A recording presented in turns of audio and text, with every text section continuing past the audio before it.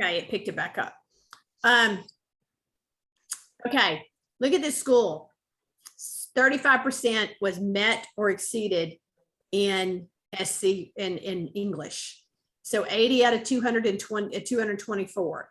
If you hit the details here, which I'm not expecting you to get too far into the weeds on this kind of data in your application, but it tells you how many exceeded, how many met, how many approached, and how many just was really didn't, is at the bottom, right? I'm not expecting you to give me that kind of detail.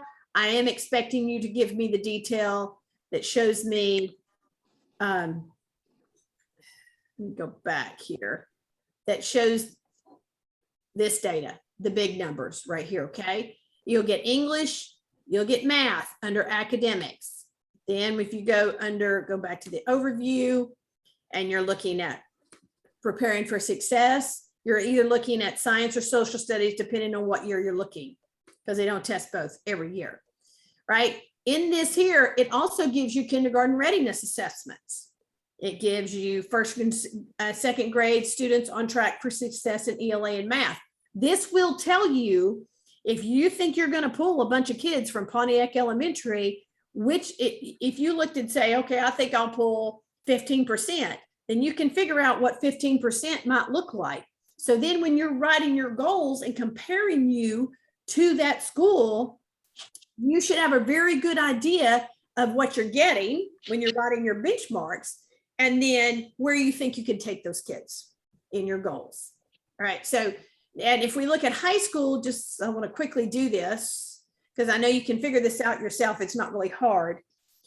You look at high school. If I look at view district high school, we'll just pick the first thing that comes up, which is Abbeville High School.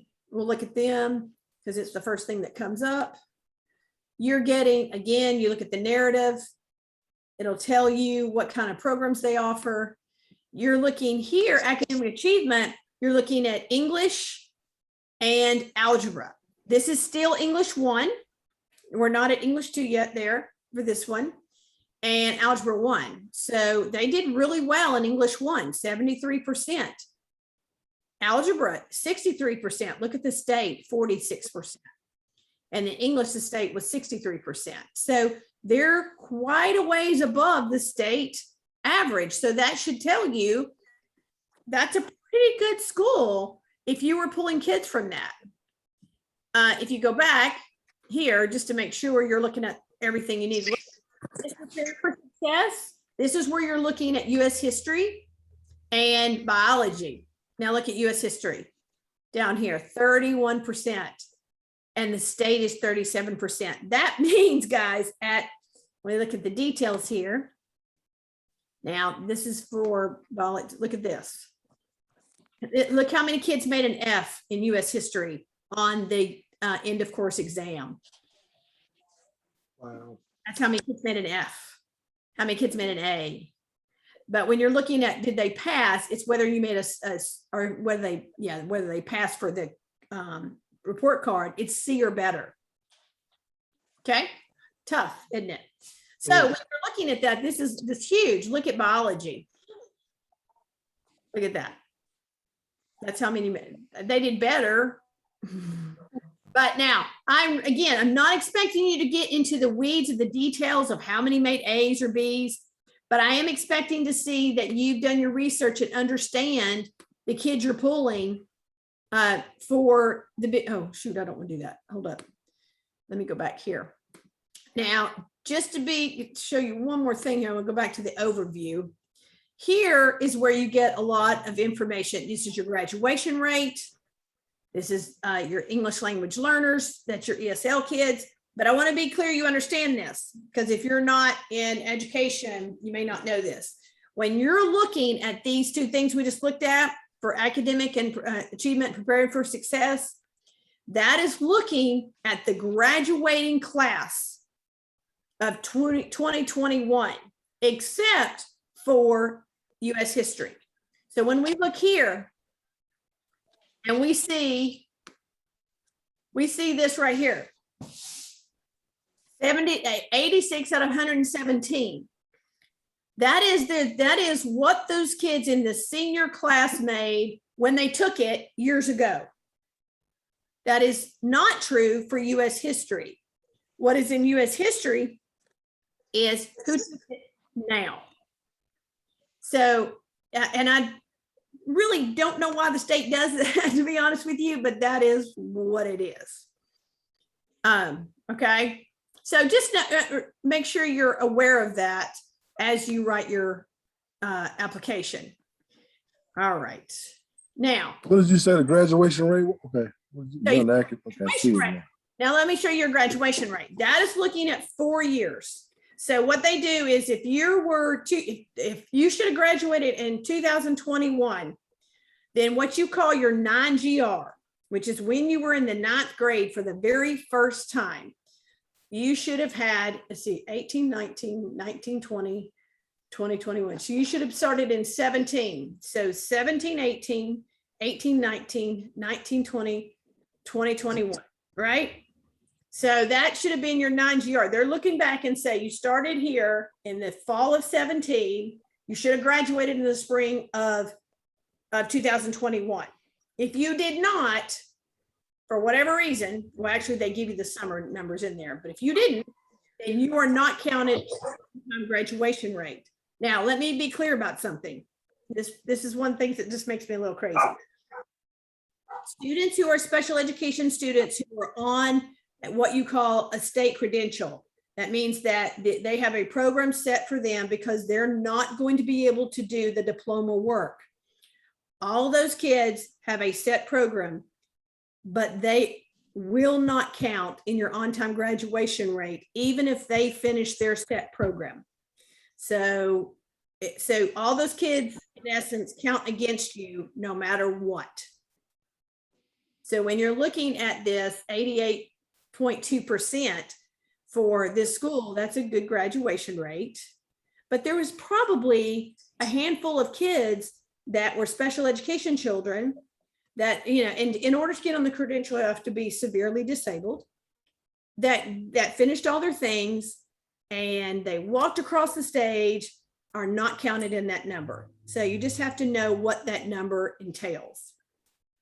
If you look at the state, it was an 83 and they were an 88. So they had a pretty good graduation rate. That's what you're looking for. So spend some time on this. It's important. All right, I'm going to go back now. Zoom. And let's see here. I'm going to stop sharing this and go back to my PowerPoint. And now we're going to talk about, all right. So let me keep going there. Come on, move. All right, so you those, right? Okay. So now we're talking about goals. This is an important part of your application.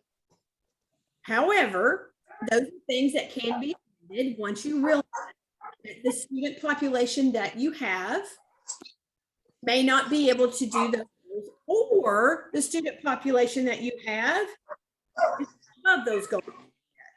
So, hey, Deborah, can I mute you there? Let me mute you. There you go, because I can hear somebody's dog. But when you write these, you write it on your expected population, and you may find out that didn't exactly come true. That's what amendments are for. But goals are about achievement of kids. It is not about what you're going to do, the inputs. So it's not about what teachers are doing. So you should never write a goal that says our goal is to provide all of our students with yada, yada, yada. That's not a goal. That's an input. You're going to tell me what the input is in order for you to hit that goal. But whatever you did is not the goal. It's what the kids achieved. Right? So before you write any goal, you've got to go and understand the kids you expect to serve. You're going to decide on the purpose of your school, and you're going to show in your goals and demonstrate that the purpose of your school is showing an academic progress or a behavioral progress or something for an extracurricular achievement. But all those things need to be tied together, just like last time I told you that your mission and your educational plan, all that's got to tie together. And the need of your community, it's like a stool. your goals are kind of sitting on top of that. That's what you're going to need to show. And when I showed you a minute ago how on the SC report, how a school gets to write about their school. So and you have to do this every summer. It's due in the middle of summer so they can get it on the report card. You need to be able to show that your program, if I'm the reader of the SC report and I'm looking at your program about your narrative, what you wrote, that your achievement shows me that that's a successful school because of the programs that you did. So hopefully that'll work out for you. Okay, things to consider. Students' performance around you, like I've said. How are students performing statewide? Obviously, biology ain't great. US history is terrible. English and math is okay.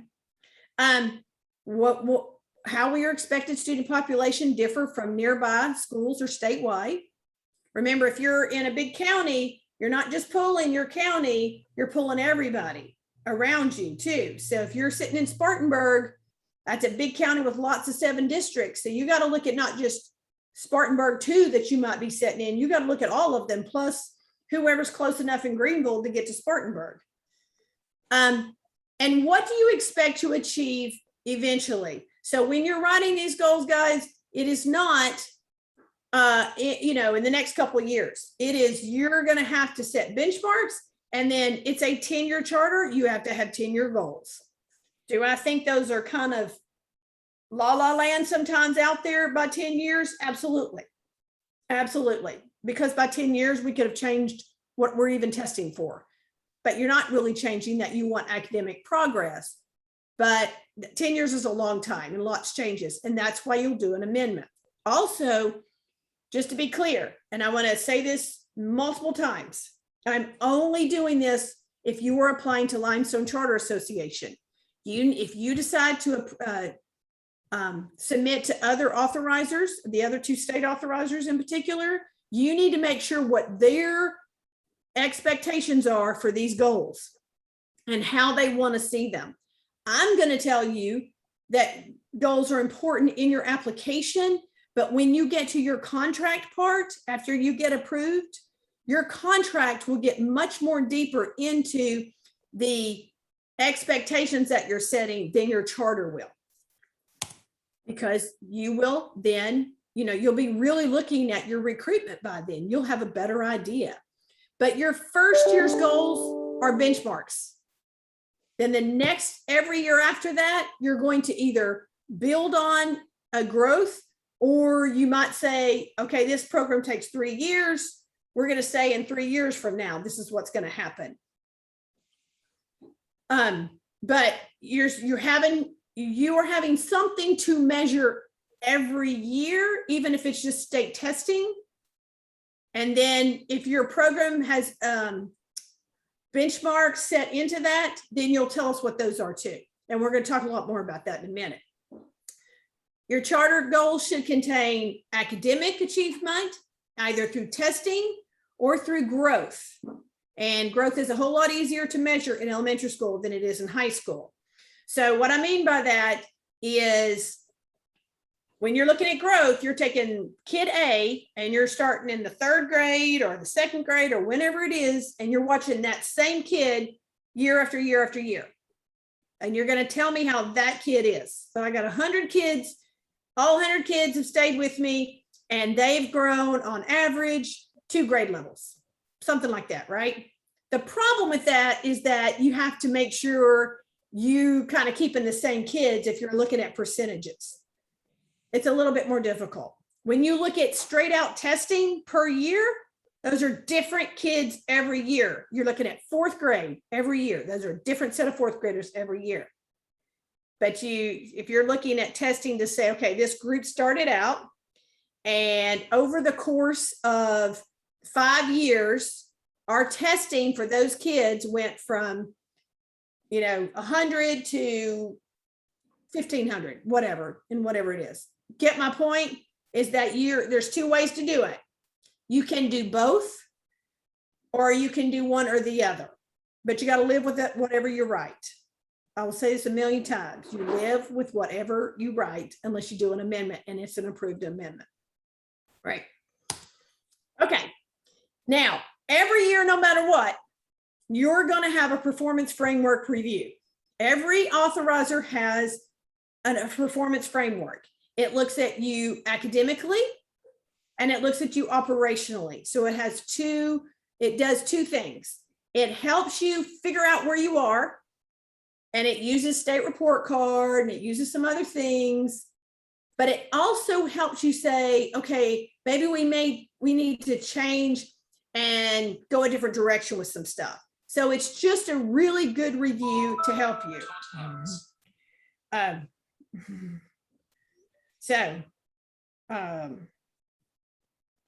All right, let me send somebody, sorry, let me just hang on a second here and let me send out another Zoom thing for somebody that's on the phone, okay?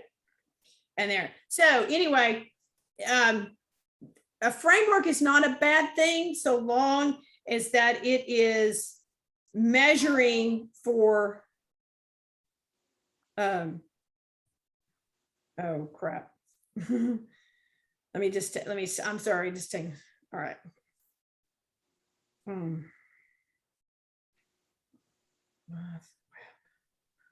Okay, it's not a bad thing, it's helpful. It's really, really helpful. Guys, it's a 10-year charter, it's a long time. So just know that somewhere in the middle of that, somewhere you're probably gonna have to make some amendments because there's lots of different things. You could have written something about testing in the test change, and now you need to go back and redo that. So your performance framework helps you figure out what that is. Okay, state testing isn't everything. Mission goals are essential to your charter. So if whatever your theme is, whatever you say you're going to do, you need to be able to prove to me and the other readers that you are going to measure what your mission is. So you're just not making up something to sound good, and then you're going to rely totally on state testing. So let me show you what I mean by that. So let's go through this. These are just examples, not exhaustive, but examples. If you're a language immersion school, like my child goes to, she has to take a fluency test every year, and there are benchmarks, and there are specific tests she has to take every 5 years. And those are national tests. So that's a mission-driven goal, because her charter was written to be a language immersion school to teach kids how to speak Chinese. So if you're a STEAM or a STEM school, how are you going to show a higher understanding of those subjects? So you can't just say, oh, look what we made in biology. You're a STEAM school, so you should be showing me engineering scores. Something that measures esteem. Okay, if you're a project-based school is when you learn content by doing the project. So when you've got to be able to show in your goals how you're going to measure the effectiveness of a project on the content knowledge. That's hard. And I will tell you, being a project-based school, because I have a lot of experience with a school like that, that is so much harder than people think. People say, we're going to be a project-based.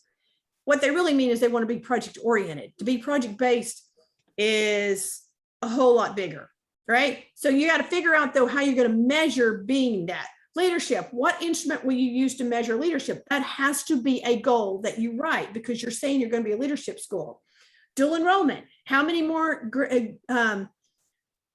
kids leave with more credits than if they just went to traditional school? A fine arts, how will you access to students? How will you assess student performance portfolios? Something that tells us that your mission has something to measure. Not so your goals cannot just be state testing. They have to be mission driven.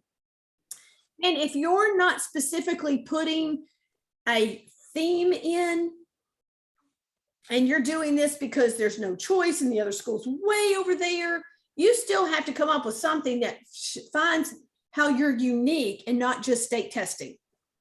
So be creative. Be creative. Okay, So let's say that you are a school that is going to have a target population. Remember, maybe they're disabled, maybe they're second chance kids, maybe they're gifted and talented kids. They could be that. They could be fine arts, anything like that, right? Then you've got to compare to that. One of your goals, at least one of your goals, must compare you to the target population of the district or the schools around you. At least one. Okay, using goals to determine achievements. Okay, now, okay, again, I'm going to say this as a disclaimer. This is only for Limestone. So if you're submitting to other authorizers, you may have to write 2 or 3 different charters to fit their expectations. But when you write a goal, that goal should be standalone. So if I'm measuring, did you hit that goal on your performance framework when they're looking at your goals or your charter renewal? I can't look at all your objectives and say, okay, you hit 3 out of 4 objectives. Did you hit the goal? Because the goal is this big overarching thing. I don't want to see big overarching. I want to see specific goals that tell me that I can measure, did you make it or did you not? So don't get bogged down in writing a million objectives. Get specific about writing what you're trying to achieve. All right. All right. All your goals have to be SMART. Now, I'm not going to spend a lot of time going through this because you can Google it. They have to be specific, measurable, which we've talked about, achievable. Know your population, right? This is what I'm saying. I want to see your population and then your goals are like way out there, or your population's way out there and your goals are down here. Same difference. Achievable, realistic again, and timely. So again, you're going to do benchmarks, and then you're going to show us through those 10 years how you're going to measure your achievement. Understanding that the report card is every year, but your mission driven doesn't have to be every year, but they have to be enough to see that your program is measurable in those 10 years. Okay, formative and summative. The state report card and all that summative. It's how it all worked out, right? In the goals and evaluating pupil performance in the application, it's asking you specifically about what testing you're going to choose. I'm telling you, in my opinion, and how I'm going to read this, I do not expect you to tell me I'm going to use MAP. Because if you choose later on not to use MAP, then Limestone can say, no. You said you're going to use MAP because you justified why you're picking that particular assessment. And if something newer and shinier comes along than MAP, well, you're still stuck with MAP unless you do an amendment, because that is a pretty serious part of your application, is to say how you're evaluating kids. Right? So don't tie yourself to a brand. Tie yourself to what that brand does. So if you're going to tell me that it assesses kids on their reading level at yada, yada, yada, that's fine. Tell me how it works. And then you may also say such as MAP or iReady, because either one of those are on the state list. Now, speaking of the state list for formative assessments, all right, I'm going to stop this share and I'm going to go back here, and I want to make sure you know where this is. You need to look at this page on the website. Let me go back and find this. Oh, I hope I didn't shut that. If not, I'm going to Google it. Yeah, here it is. Adoption of state-approved formative interim assessments. MAP, iReady, right? Now, the state actually pays for some of this, and that's why people use MAP and whatever, because the state pays for a lot of it, right? But there's a lot of information on here about formative assessments that I suggest you look into, because there's several in here that you need to do your own research for. But I just want to make sure you realize that you can see can you see this? Okay, hang on, because it stopped. All right, can you see the adoption list of state approved formative interim assessments on my screen? Okay. And if you look up here, you see it's home, test, middle, adoption list right here. That's how you'll find it on the website. Right? That, do your research. Don't have to tell me I'm going to use iReady. You can tell me what iReady does, and that's what you're tying yourself to. You may give me examples and say, well, you know, this is, we're thinking about these two, but whichever one we pick, it's going to do this, so that you're not tied to it, but you're clear, you're answering the questions on the application. Okay. All right, let me go back to this. I know this is a lot, and I don't expect you to digest all this at one time, because it's a process. And when you get to each section, I hope you'll go back and, you know, watch each section. Okay. Again, and think, okay, let me work on that some more. Okay. Questions in the application says, okay, what happens if you don't hit the targets, right? And now what do we do? And you don't meet your assessment goals and you're not doing as well as you want to do. The application asks you, explain what you're going to do. And what, you know, this is the part where it asks you also to explain your response to intervention program. Now, the application, making sure you can, oh, whoops. Shoot. Okay. The application specific, crap. Let me get out of that and get back to it. I'm sorry, not sure why it's doing that. Do that again. There we go. There we go. The application specifically asks you for RTI, but it's not called RTI anymore. I hope by the time that it comes out, because the new application is not out yet, that it will have changed that and it will call it MTSS. MTSS is multi-tiered support system. It's kind of just like RTI, but bigger. And so you will need to explain that process. That process is a very defined process. And so I would suggest that if you don't really know anything about MTSS or RTI, that you do a lot of Googling, and you also can go to the website, the state website again, and download a lot of information. I also suggest you go read other people's charters and see how they do that program. That is one of the areas that charter schools borrow from each other all the time, because it's a very defined program. You can do a lot within your school that you choose to do, but there are steps and it's an umbrella, and you need to just kind of work on that and stay in the, there's very few things I'm ever going to tell you to stay in the box with, but that is one of those programs that you need to follow it closely because it's very helpful. You will need to explain that in the application. It specifically asks you for that, right? Now, in the narrative, you're going to have to explain what happens when you're not hitting those assessment goals. It may not be that your students are doing bad. It might be that you were trying to make yourself sound good and you wrote them really too high. And so you need to reassess that. Or maybe the educational program that you have is really not the right program.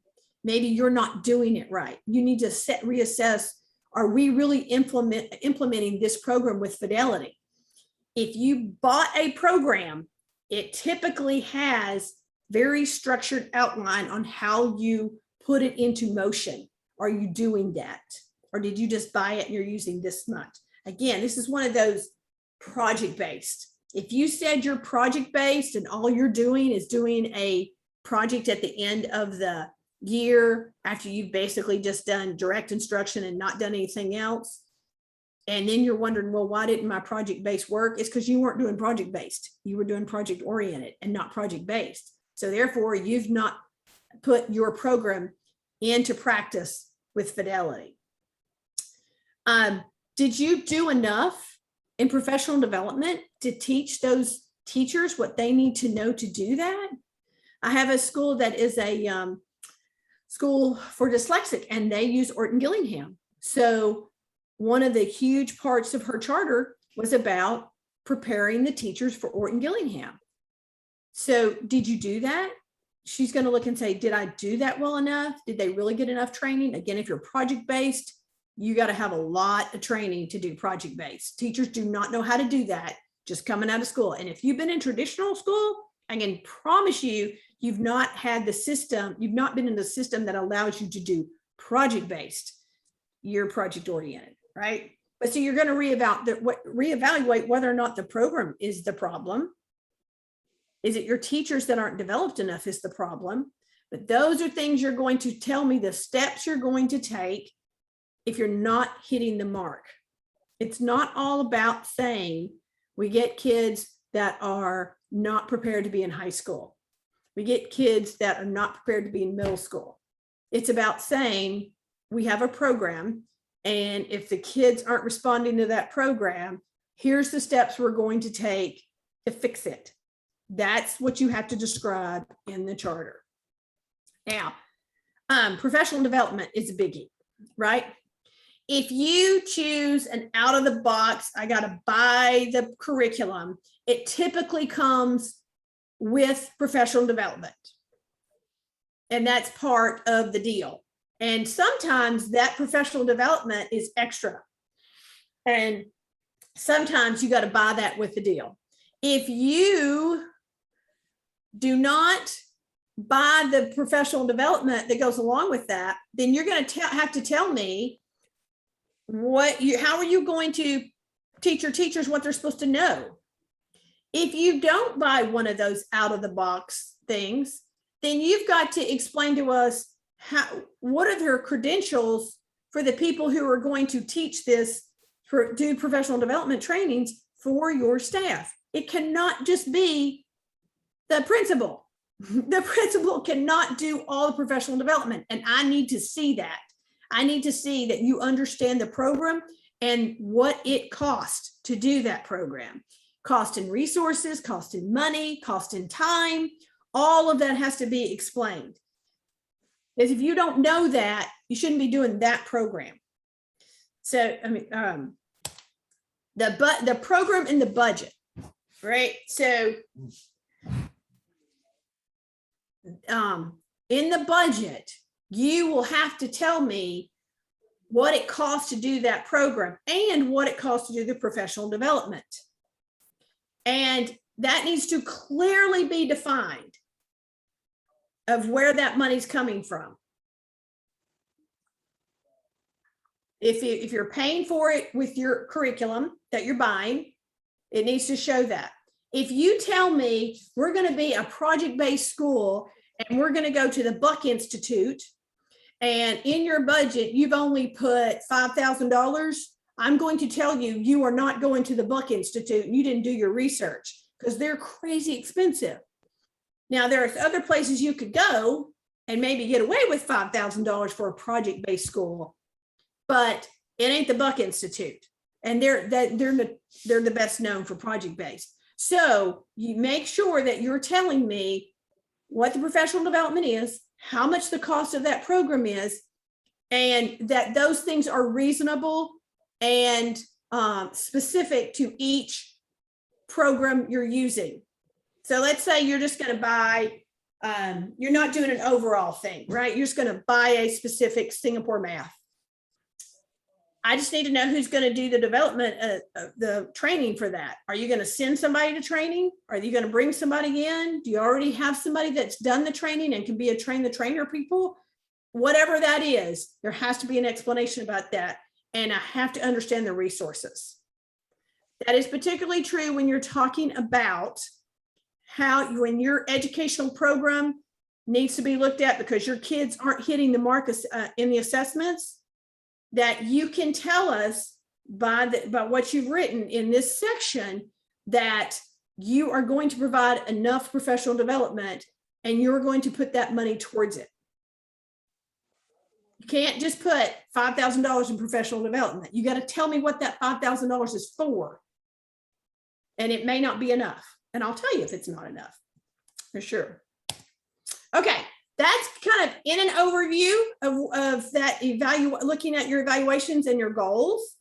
As always, I'm open for any questions. If you want to contact me individually, and I will be glad to answer more questions and go into more detail on a one-on-one at any time. I promise I will. But did anybody have any questions specifically you want to ask me about what we talked about tonight? Anybody? I know it's a lot, isn't it? It's just like overwhelming. And once you get into the writing and the nitty gritty, just keep my number and call me. It's okay if you call me late at night. Just call me and I will answer whatever questions I can answer for you while you're writing. I cannot read your application and tell you that's good or bad, but I can answer questions for you because once you get into this, you're going to have questions. I promise. Anybody? I am sorry we had to restart there. Again, so the next one is not next week, but the next, because next week I have board meetings. Okay. All right. Thank you. Guys. All right. And I promise I've sent this. If it doesn't show up on the website at Limestone in the next couple of days, I'm just going to send it out to everybody and say, here's the links for the web, for the videos. Okay. All righty. Bye guys. Thank you. Stop the share here and end.